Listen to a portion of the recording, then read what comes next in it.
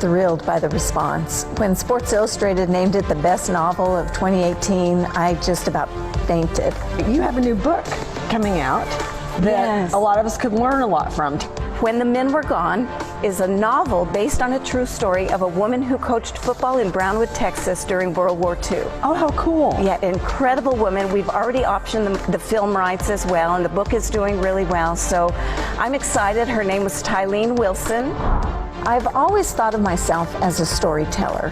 Whether I'm telling the story in print or if I'm speaking it to someone, I love to tell stories. When someone picks up a book that I've written, I hope that they go on a journey with me. I hope that they feel like they are in the story themselves, that they feel like in this book, for example, I want them to feel like they're in Brownwood in the 1940s. What was happening in Brownwood at that time? President Roosevelt had brought in Camp Bowie for German soldiers. He had also converted their airport into an Army airfield for them. A lot of things that were happening in Brownwood reflected what was happening around the country. One thing that I did once I knew I was going to write the story in first person was I decided to, in a sense, become an actress, sort of become Tylene. And I ended up, instead of writing during the day, I ended up writing at night. I would sit at my computer about midnight at the kitchen table, and I would put on a Brownwood leather jacket and put a picture of the real Tylene next to my computer, and I would just tell the readers what Tylene would tell us. Well, I became a football coach because I was inspired by Tylene. And as I researched her life and started writing the novel about her, I just thought, you know, over the years I've been a student of the game. I've acquired the knowledge that I think I could help somebody. When you look at the story, what she was trying to do is keep the football going and not just every bit of the town coming together would be for the war effort. They needed something else. They needed to keep their mind off of the war at least for 3 hours on a Friday night. The town come together and celebrate this something, the sense of community. Oh, I think Tylene was an incredible inspiration at her time, and her legacy can continue. She can be an inspiration for generations to come.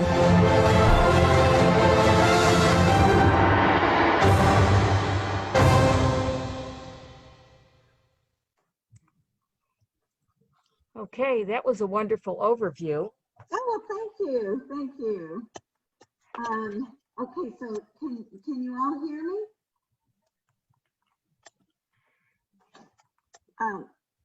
Can you all hear me?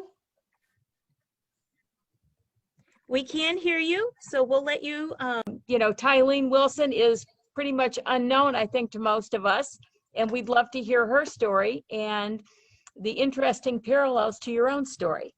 Okay, great. Well, what I guess I'll do then is I'll start off by giving you a little bit of my background so that you can see why my story that I lived helped me write Tylene's story. You know, what it was about Tylene that really resonated with me. So I'll just start off by telling you a couple of things about my background. First of all, though, I do have connections to Illinois. My father is a graduate of Northwestern Dental School back in the 50s. So Illinois has always had a very warm place in our hearts ever since. But I was born and raised in Santa Fe, New Mexico, and both my parents have always been sports fans. So I was raised by, my father now is 93 years old, and my mother is 89, and I can tell you that if I asked them today to give me the football starting lineup for the University of Rhode Island, they'd be able to do it. So I became a sports fan. The apple didn't fall far from the tree, that's for sure, and decided to go into sports for a career. Now, to be perfectly honest, if my father had his way, like if we were to ask him, what would you like Marjorie to have done in her career if she wasn't a sports writer? He would have probably told you he would prefer that I grew up to pitch for the Cubs. So that's the way I grew up. I ended up going into a career of sports writing, And in 1984, which to me doesn't seem, like a million years ago, in 84, I was hired by the Fort Worth Star-Telegram as the first woman ever hired to be a sports writer. And they had other women that worked in the sports department in different capacities. And fortunately, one of them at least did get bylines at that time, but they had never until 1984 hired a woman specifically to be a sports writer. So I want to tell you a couple things that happened in those early years, and then I'll transition to Tylene and why those early years helped me to really understand Tylene. But so what happened? Imagine this. I had worked at a few small newspapers around the state and a magazine in Arizona. And then I get to the Star-Telegram, my dream job. I'm a sports writer for a large metropolitan newspaper. And my first day, my boss takes me aside and he asks me a few questions. And one of the questions he asked me was, if you're ever the Dallas Cowboys beat writer, how would you cover the beat? And I answered him by telling him, if I ever covered the Cowboys beat, I would cover that beat exactly the same way I've covered every other beat in my short career to that point. I would treat them like people, the way I did high school and college athletes. I would never treat them as just a story, just another story. I would always be fair and never lose sight of the fact that they're also human beings. And my boss looked me in the eyes and he said to me, now again, this is my first day on the job, my dream job. He looks me in the eyes and he says, you will never make it in this business. So, I thought, well, why? Why did I answer that wrong? Why would being fair and treating athletes like people cause me to fail? So I asked him a few questions about that. What's wrong with what I said? And he said to me, professional athletes, they don't care if you treat them like people or if they're, anything. They just don't like you around, So your answer, I guess, should have been, I'd ask my questions and then I'd leave. Well, what happened was 2 years later, that sports editor got reassigned to the news desk, and we got a new sports editor. And lo and behold, way beyond my own imagination, in 1986, the new sports editor did name me a Dallas Cowboys beat writer. So that season, I became the first woman to ever cover the Dallas Cowboys as a beat from any news entity. So of course, as a beat writer, I was responsible for everything. You have to be at all the practices, you have to get all the news stories, you have to cover games, home and away. You cover the draft, you cover contract negotiations, holdouts, everything. So I'm going to give you two stories that I think might help you understand why Tylene really resonated with me when I found out about her. My first summer training camp, the Cowboys would go out to Thousand Oaks, California, and that's where they would have their training camp for about 4 weeks. And the first week I went out there, I was covering, it was the rookies and free agents that were out there. And I was watching them practice, first day, first practice. And I'm taking notes on what are these guys, who looks like they have a chance to make the team, who looks like they're probably in over their heads and it's just not going to work out for them. Well, practice ends and I turn to leave the football field. I'm walking back to my workstation there on the university campus when I hear footsteps from behind me. Now, if any of you have ever heard the sound of cleats, that tapping sound of cleats on concrete, you can hear that sound. You know what I'm listening to. So I'm hearing it and it's getting faster and it's getting louder. And I sort of determined that somebody is trying to catch up with me. So I slowed down and came to a stop and I looked over to my left and I saw this free agent football player trying to make the team. He passes me and he stops and turns around. He's holding his football helmet. So just picture this. He's in his uniform, his practice uniform. He's hanging onto his football helmet. He turns around and he looks me in the eyes and he says, "You don't belong here." So I had to think real fast, of course, because you have to respond. And I said to him, "I just watched you practice and I'm going to be here a lot longer than you are." So what happened was he ended up getting cut the next day, and I never have seen him again to this day. That was our only interaction. So I got that pushback, okay? So here I am, a sports writer in the 80s, and I'm getting pushback from a football player in this sense. I also got some pushback from competition, other sports reporters. But now let me go forward to the season that, now you all are in Illinois, so you may remember this, but in 1985, the Chicago Bears won the Super Bowl.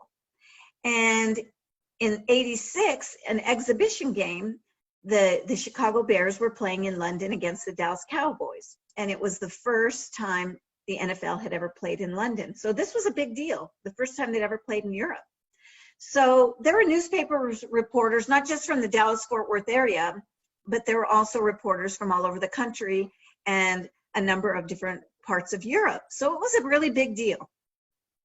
Well, of course, the Bears were coming off the Super Bowl championship, and the Cowboys had a lot of really good players, but they were at the back end of their careers. So they weren't particularly competitive in that game.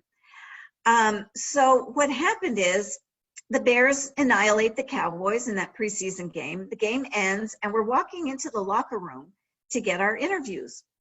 And the men are all walking in. They're all walking past. They had the police officer there guarding the door, the British Bobby. And what happens is it's my turn to walk in. We're all streaming in. They're checking our credentials. And as soon as the British Bobby saw me, he puts his hand right in my face, just like that. And he says, "You can't go in there." And I was panic stricken because the newspaper had paid a lot of money for me to cover that game, to keep me in Europe for about a week and a half doing pregame stories, and now the big game, and I've got to get quotes, but they wouldn't let me in. So no matter what I said to him, and even the fact that I had a working credential, he wouldn't let me in. So here's the upside to the opposite of that one football player telling me you don't belong here. Here's what happened all these months later now. Well, a month later, it was in August. So what happens is Tom Landry, the Cowboys head coach at the time, he comes out of the locker room. And because the guys were always very professional, they weren't walking around in any form of undress when they knew I was coming into the locker room. They knew I hadn't been in there yet. They hadn't gotten out of uniform. So Tom Landry comes up to me and he says, "What's going on?" And I told him they won't let me in. So he looks at the British Bobby and he says, "Oh, no, it's okay if she comes in there. She's one of us." And I've never forgotten that. I thought that was an interesting way of phrasing it. She's one of us. Never really thought of myself as one of them because I didn't get one of those paychecks. But nevertheless, the British Bobby looks at Tom Landry and says, "She may be one of you in the United States. She is not one of you here." And he wouldn't let me in. Well, you know, Landry had to do press, conferences and things like that. He had to answer questions, do interviews. So he had to go back in the locker room. So he goes back in and I'm still standing there with nothing. And then another wide receiver by the name of Mike Renfro, he comes out of the locker room and he says, "What's going on?" So I told him. So he said to me, "Who do you want to talk to?" And so I told him, "Well, I'd like to talk to Tony Dorsett or Herschel Walker, Danny White, Randy White, Too Tall Jones." You know, I give him a list of Cowboys that I want. And Mike goes into the locker room, gets those guys, brings them out to me. And while I was interviewing them, he looked over my shoulder and he said, "It looks like the Bears are getting on the bus. They're getting ready to leave." That's how long this whole process was taking. And he said, "Is there anybody with the Bears that you would like to talk to?" And so I said, "Well, I would like to talk to, Refrigerator Perry, Jim McMahon, Sweetness, Walter Payton." So he goes on the bus of the opposing team and pulls those guys off, and they come over to talk to me. So that's how things changed. Okay, so we have the guy with the pushback who says you don't belong here. We have a sports editor who tells me I'm never going to make it in the business. And then come August, in London, we have one of the players and the head coach doing so much for me that they helped me get my job done. So what happens? So now you've got a little bit of that background. So let me fast forward now. That was all in 86. That's when I started on the beat. That was happening in 86. Now let's go to 2011. Now, 2011, I walked into the allergy doctor to get allergy tests done, and I'm wearing a T-shirt that has the name of my older daughter's alma mater on my T-shirt. It says the University of Tulsa football. So the nurse who's going to do my allergy shots and testing says to me, a woman who loves football? You know, I do too. It runs in the family because my great aunt was a football coach. And so I was just blown away by that. Your great aunt was a football coach? And she says to me, yes. I said, when was this? And she said, this was during World War II. And then I said, where was it? And she says, in Brownwood, Texas. Well, as it turns out, the first thing that was going through my head was World War II was a very important part in my life because my father served in the Army during World War II. My parents both graduated from high school in the 40s, and I grew up listening to 40s music and always had a fascination for their younger years. And secondly, Brownwood, Texas had a coach for about 3 decades by the name of Gordon Wood. And Gordon Wood, during his time there, won 7 state championships. That's one of the most state championships by one school in the whole state of Texas. So immediately I'm thinking, oh my gosh, this is an iconic Texas high school football city. And it's during a time period that I've always been very fascinated. And then on top of that, you know, you've got a woman who's doing the coaching. So it was just this confluence of just shocking, wonderful things. So I sat there with Jean Van Waters, and I asked her everything I could think of in that moment, or everything I could cram in before she had to see another patient. And by the time I left my appointment, I asked her if I could write her aunt's biography, and she said yes. So it was 2011 that I was coming down this path when I first heard of Tylene Wilson, and when I started doing some of the research on her life. Now, if anybody has a question at any point, or I'm skipping something that you might have heard that you would want me to address while I'm at this point, please feel free to jump in. And at any time, feel free to ask me a question. But so at this point now, I find out about Tylene. Now, to me, if any of you are familiar with stories like A League of Their Own, the women that played in the major leagues during the war years, or Hidden Figures, the story of Katherine Johnson and what she had done during that time as well. These are stories that we hadn't heard prior to that. You know, I had never heard of what had happened in the book and movie of Hidden Figures, for example. And so I felt like Tylene's story was along those lines. We're finding out a story about a woman during the war years who did something extraordinary that nobody seemed to have known about outside of smaller circles in the little town of Brownwood, which has about 17,000 residents in the heart of Texas. So I started doing the research on her story. Now, again, I have a master's in journalism and English rhetoric and composition, and I had built a career as a journalist, and up to that time, I had been teaching at the college level in journalism courses for a long time. So that was the writing skill that I had. And so what happens is I set out to write a biography, and I figure I'm going to write this story much the way that I had written for newspapers. And I'm finding out a lot of really interesting things, a lot of fascinating facts. The city of Brownwood was wonderful to me. I managed to get a lot of information and a lot of help from the high school, the public library, the Genealogy Society, her alma mater, Howard Payne University. You know, everybody was just very welcoming. And one of the pieces that I thought was really nice too is that, like so many small towns, Brownwood has what you would call the local town historian, a fellow who pretty much knows everything about who's in the town, what they do, what their parents did, what their grandparents did, the history of the town, just very invested in the community. And he was willing to join me at a lot of my research stops so that he could assist me, let me know who still lives in town, who I could contact, give me telephone numbers, bits of information that would help me with my research. So we stayed in touch. We have remained in touch. He's been a great guy, great help.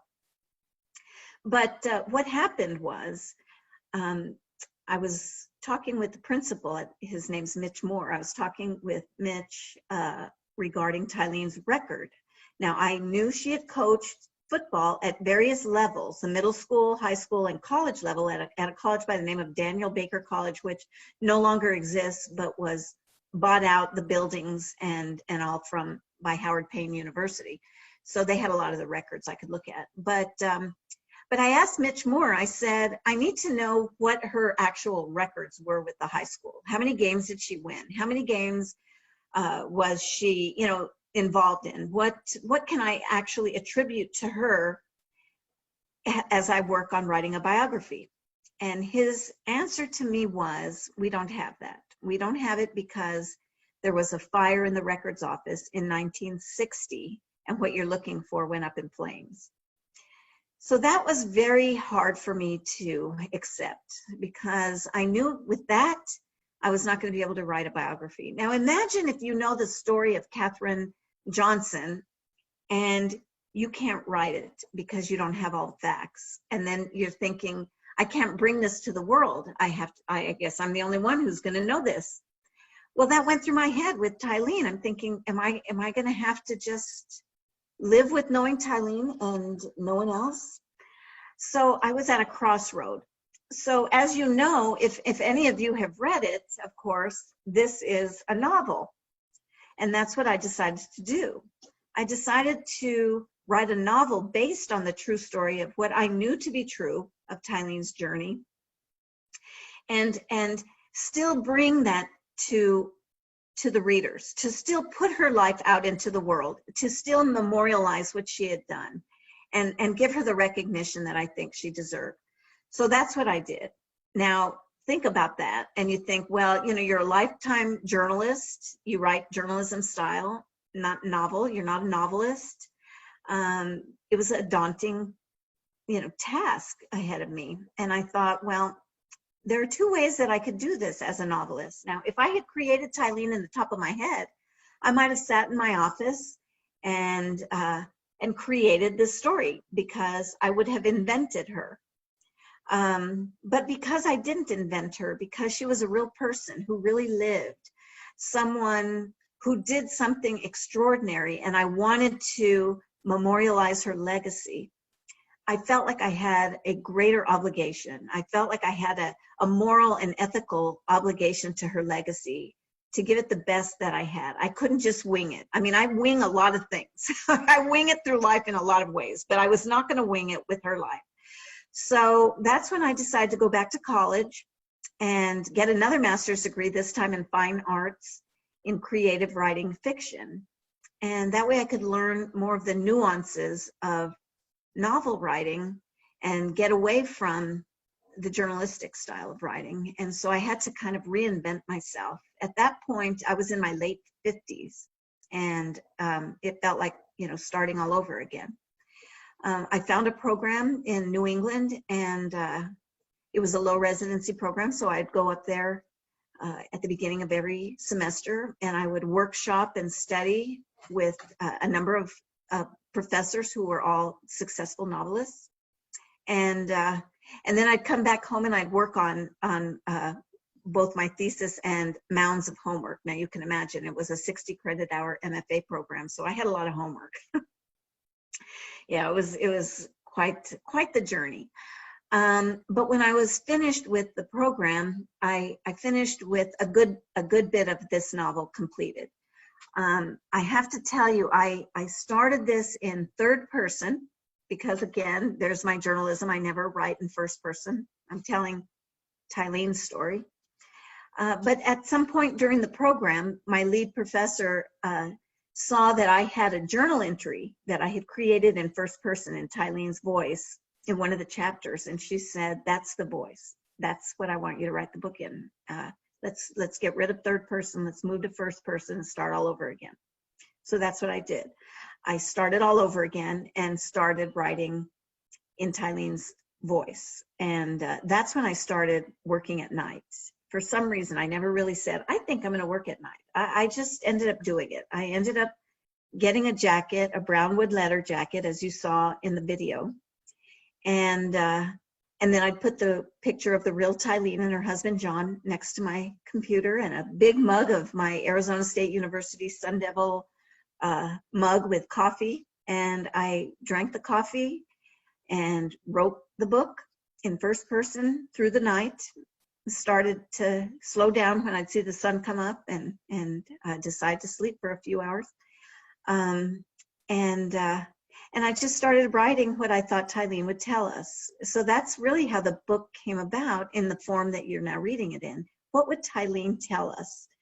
And at some point I started also including music. I love music, and so I started playing the music that my parents raised me listening to. And I'd get my phone out and I'd play big band and very softly while I was typing into my computer Tylene's story, and I'm listening to Glenn Miller or Tommy Dorsey or the Andrews Sisters. And I just really put myself in 1944.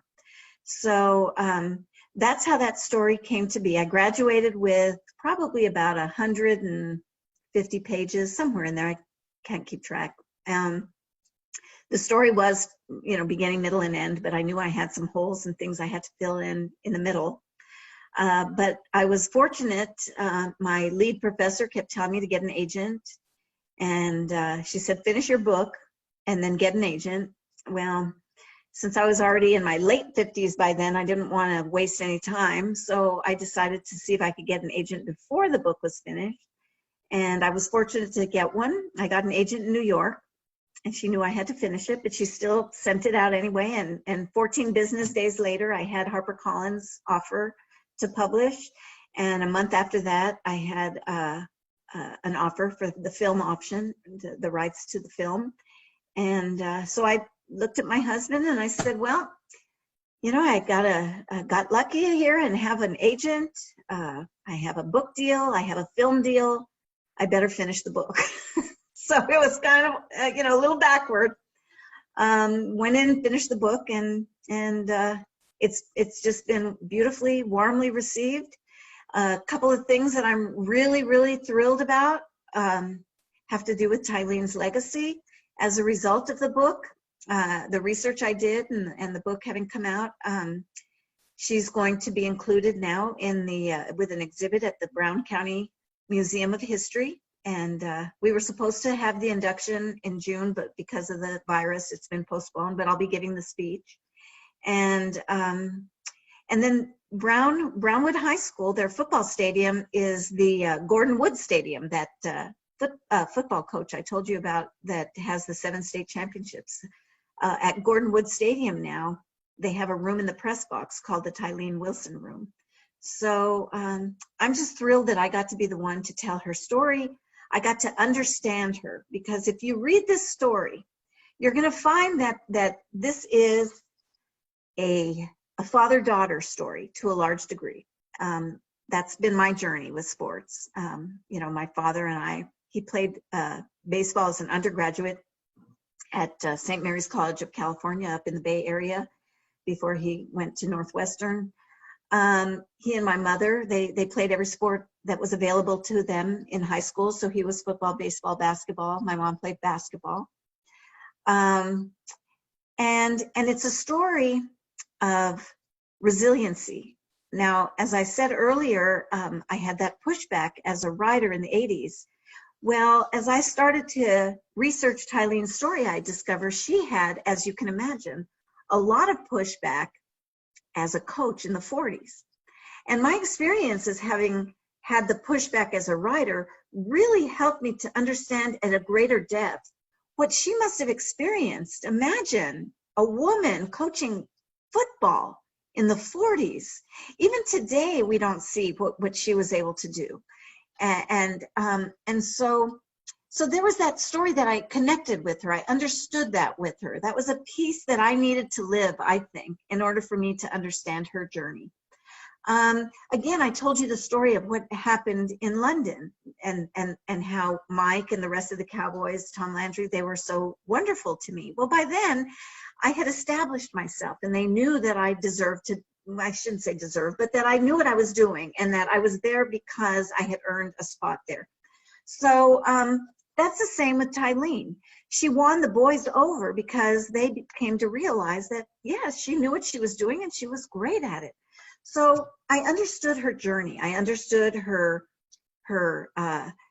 initial, what she had to overcome, how she overcome it, what it took to overcome, and then how she could bring the boys and the entire town to that Friday night that we read about, that I wrote about in the story.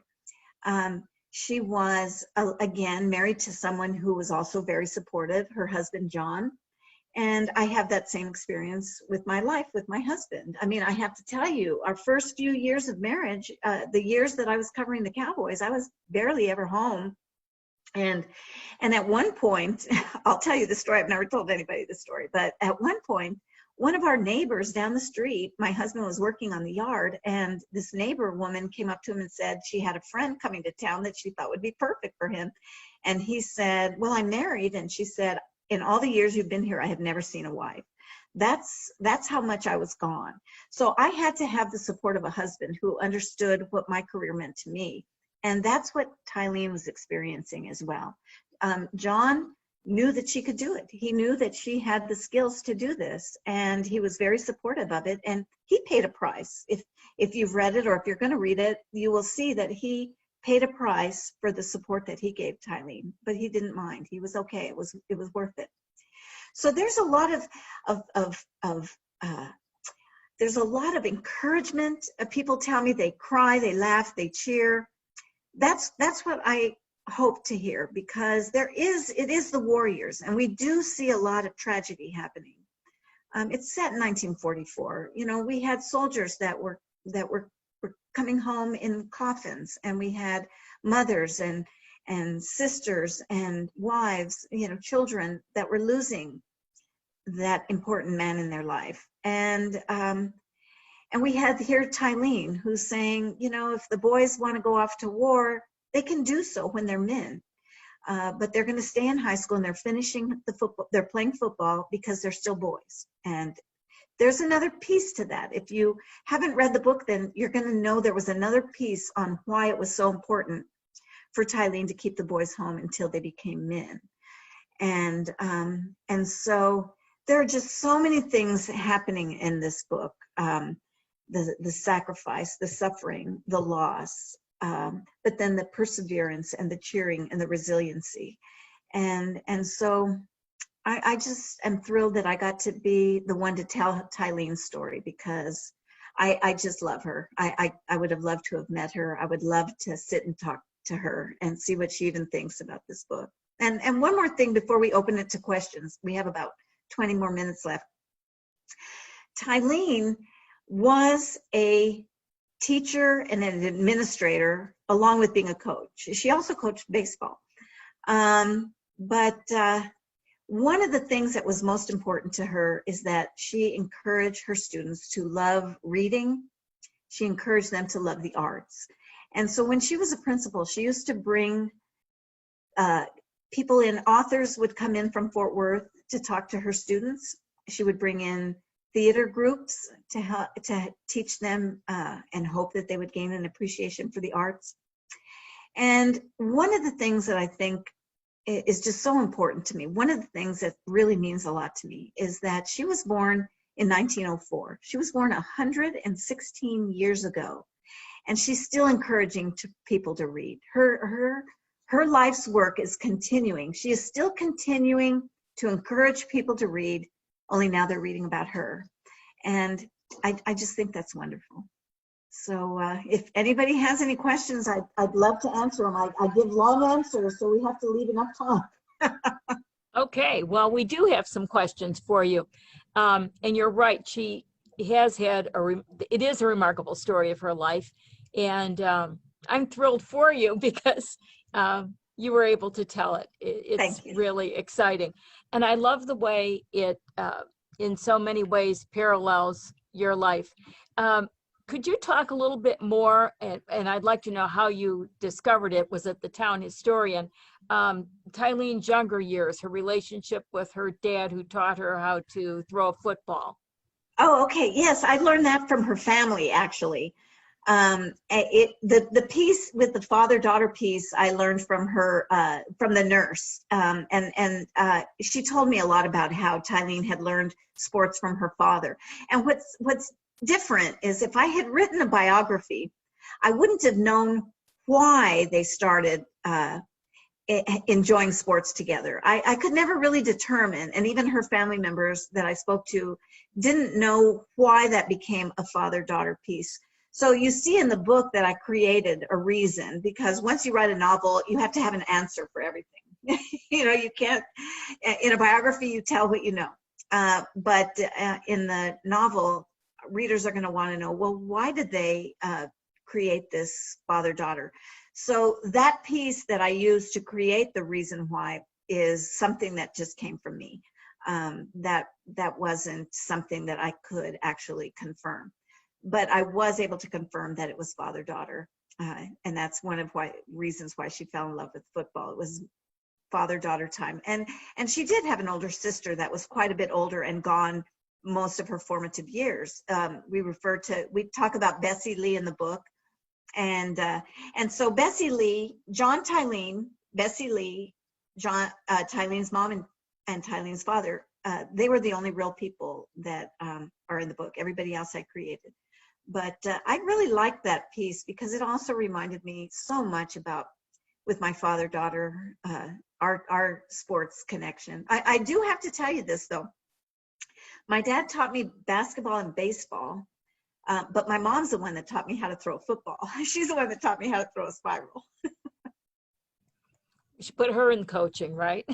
Yeah. You know, one of the things.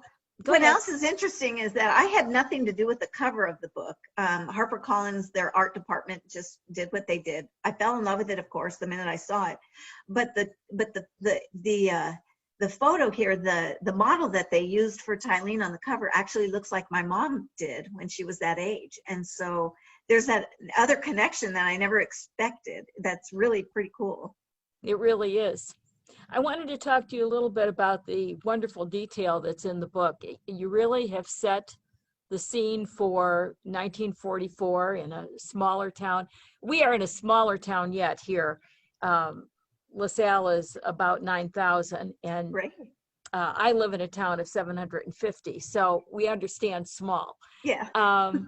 But Brownwood was certainly aptly described for the period, and I just felt like I could visualize the whole town. I could visualize her clothing, and it's the town was within the region of which army installation was it where the prisoners were? Camp Bowie. Mm-hmm. Yeah. So the setting was really there. Tell us a little bit more about how you pulled all those details together. Well, I did a lot of research. You know, a lot of times people say, oh, it must be easy writing fiction because you get to create everything. And that's really not true, especially when you're writing historical fiction, because you have to do a lot of research in order to get the facts correct so that you're, you know, I don't want to talk about, you know, Tylene in 1944 listening to the Beatles on the radio. You know, that would just blow the story right away. So, you know, there is a lot of research. So that's what I did. I read newspapers, and I'm a newspaper junkie. I could read newspapers from, you know, the first day that they came off the press in the history of newspapers, and find them so fascinating. So that's what I did. I read a lot of that time frame of the town. I was able to look at photos from the town, like you saw some of them in the video that you showed at the beginning. I could get a real good feel for it. I wanted to make sure that when somebody is reading this book, that it's not just any small town, that it set you in Brownwood, that it set you in Central Texas. You could feel the heat.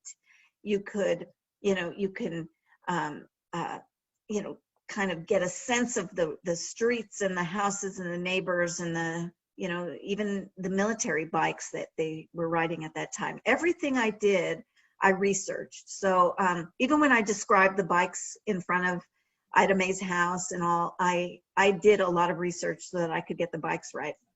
I felt that I was on the front porch with her dad, and when Bessie Lee called for breakfast. Oh, yeah, and yeah. and Tylene was having coffee. Yeah, I mean, I could picture it in detail. Oh, well, thank you. I appreciate that.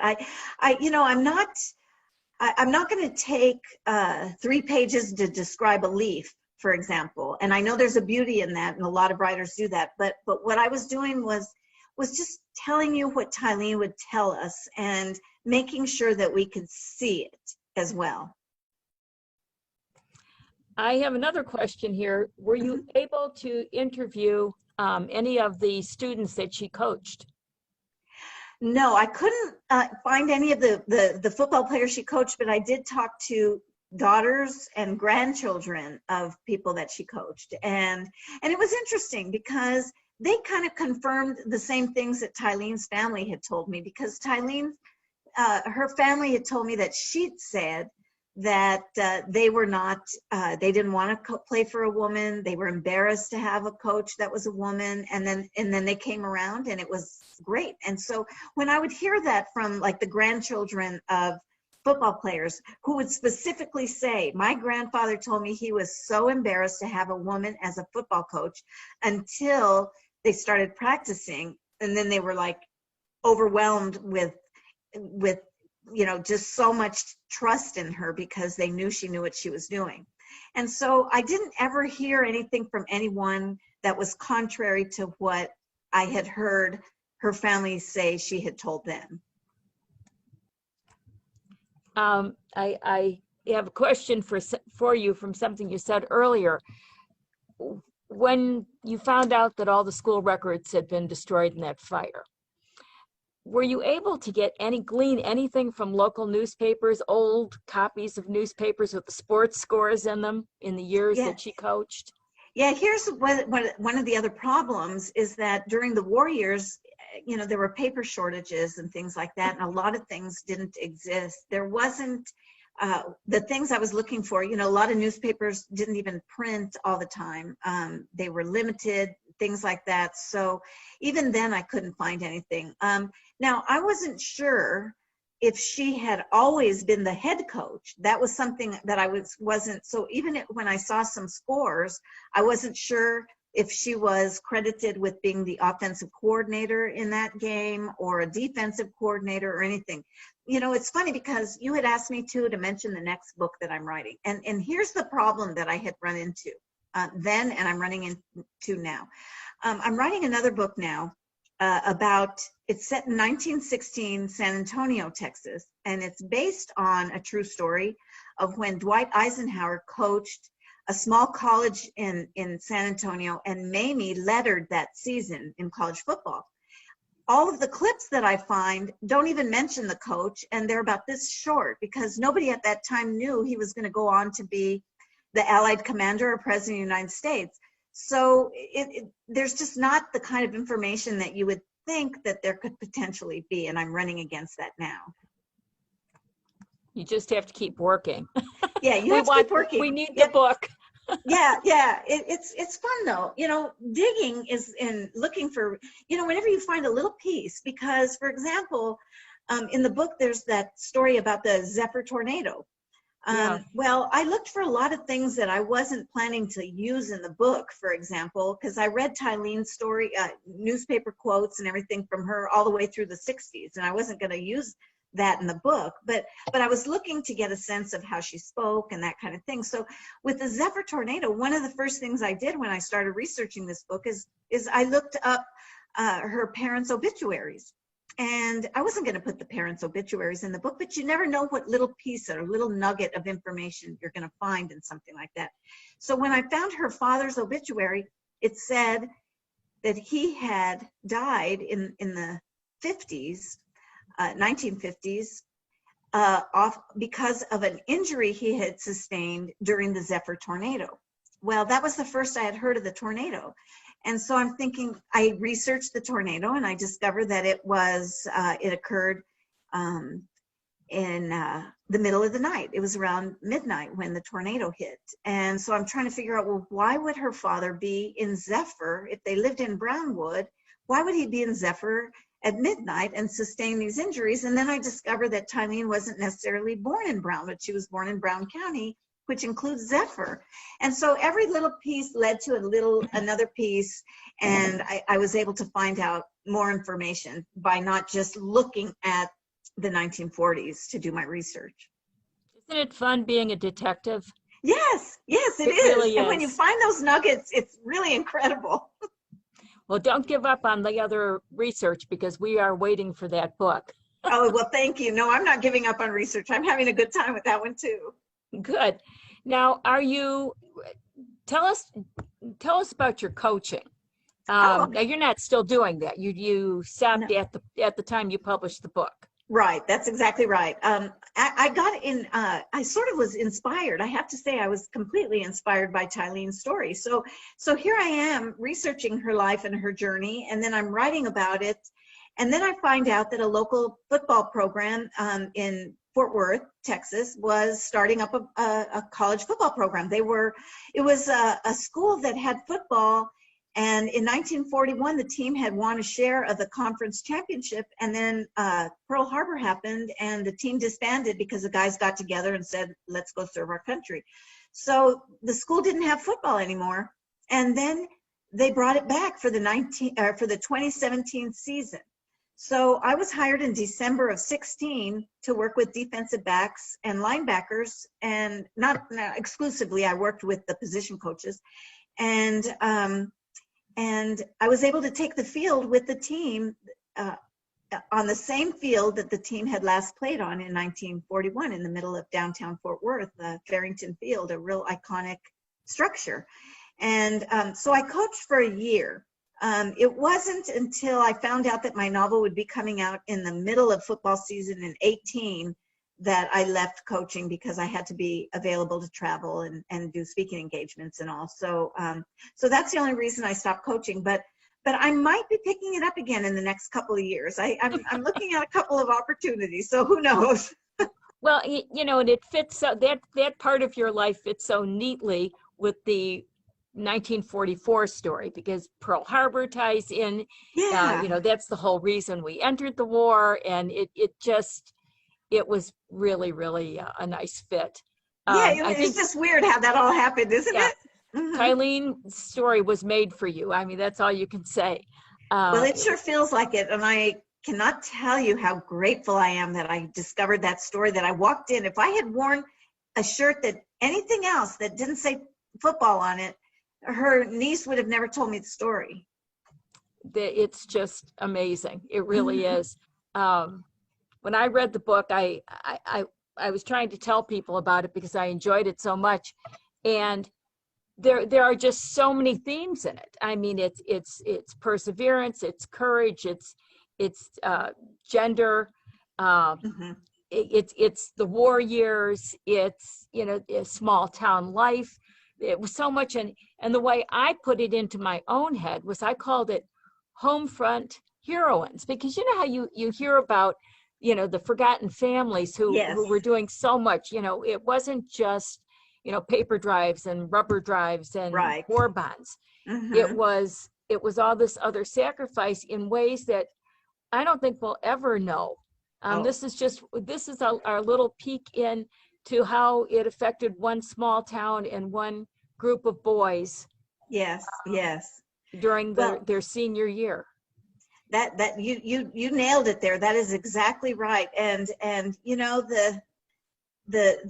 it's a story I feel like that had to, I'm surprised it wasn't discovered and told long before this. I'm just glad that I got to do it. But there were a lot of things happening. There were a lot of moving parts in this book.